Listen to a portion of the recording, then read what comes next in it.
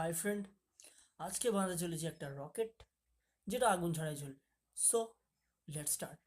Hi friend, এটা বানানোর জন্য লাগবে আমাদের একটা বোতল, একটা ফেভিকুইক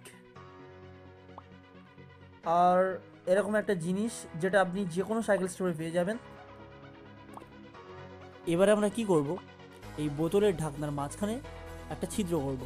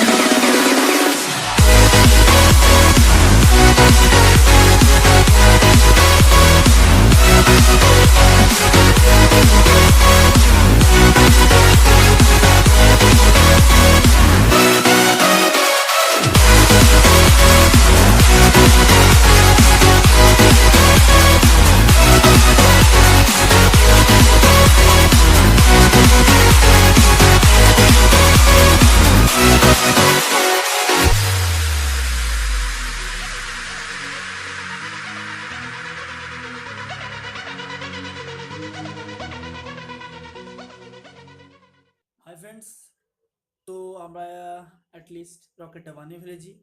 এটা ওড়ানোর জন্য আমাদের বাইরে যেতে হবে। সো